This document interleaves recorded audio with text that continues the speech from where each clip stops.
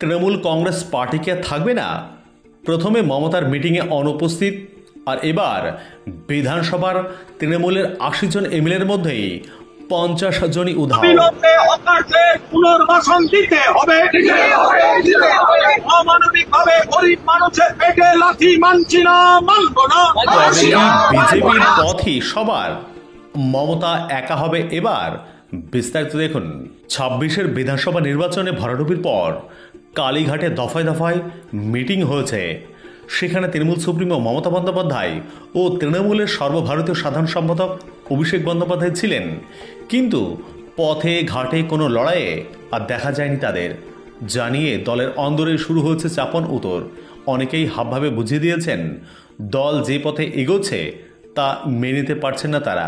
সূত্রের খবর, মঙ্গলবার কালীঘাটের মিটিংয়ে একাধিক বিধায়ক বলেন ঘরে বসে মিটিং করে দল বাঁচানো যাবে না। ঠিক তার পরের দিনই পথে নামল তৃণমূল কংগ্রেসের বিধায়করা। বুধবার সকালে ভোট পরবর্তী হিংসা ও হকার উচ্ছেদের প্রতিবাদে বিধানসভার ধর্নায় বসলেন তারা।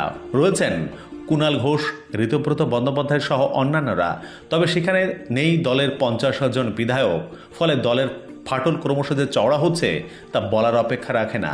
প্রসঙ্গত, ১৫ বছরের শাসনের পর ফের বিরোধী আসনে তৃণমূল কংগ্রেস। নতুন করে মসনদে বসতে হলে মানুষের কাছে পৌঁছতে হবে, ফের নতুন করে মানুষের জন্য লড়তে হবে, তা বলাই বাহুল্য। কিন্তু ফল প্রকাশের পর প্রায় ১৫ দিন পেরিয়ে গেলেও ঘাসফুল শিবিরের তরফে সেরকম কোনো পদক্ষেপ লক্ষ্য করা যায়নি। কার্যত প্রকাশ্যে আসেনি তৃণমূল সুপ্রিমো মমতা বন্দ্যোপাধ্যায় ও তৃণমূলের সর্বভারতীয় সাধারণ সম্পাদক অভিষেক বন্দ্যোপাধ্যায়। রাজ্যের বিভিন্ন প্রান্তে কর্মীদের হেনস্থা অভিযোগ তুলে প্রতিবাদে আটকে রয়েছে সোশ্যাল মিডিয়াতে। সরাসরি কোনো কর্মীর কাছে পৌঁছায়নি তারা। হকার উচ্ছেদের বিরোধিতা করা হয়েছে সেই সোশ্যাল মিডিয়াতেই।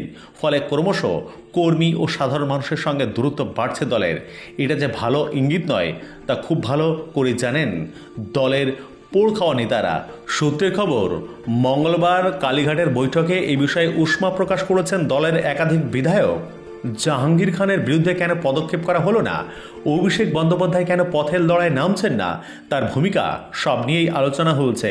তা এক পর্যায়ে বিষয়টা কথা কাটাকাটি পর্যায়ে পৌঁছায় বলে খবর। জাহাঙ্গীরকে বহিষ্কারের দাবি জানিয়েছেন সন্দীপন সাহা ও ঋতব্রত বন্দ্যোপাধ্যায়। যদিও দলের তরফে এখনও পর্যন্ত সেরকম কোনো সিদ্ধান্ত নেওয়া হয়নি। ফলাফল প্রকাশের পর দলের ক্রমশ মাটি থেকে বিচ্ছিন্ন হয়ে যাওয়া বিরক্ত বিধায়করাই কেউ প্রকাশ্যে মুখ খুলছেন, কেউ নীরব দূরত্ব বাড়াচ্ছেন।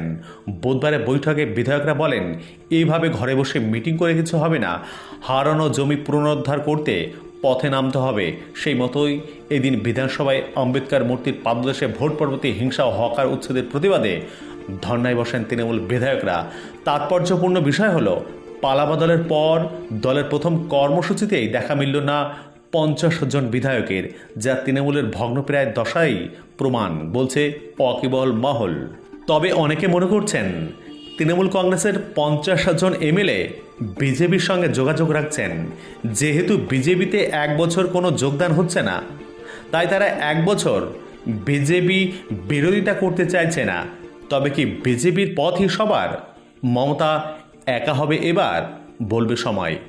ধন্যবাদ।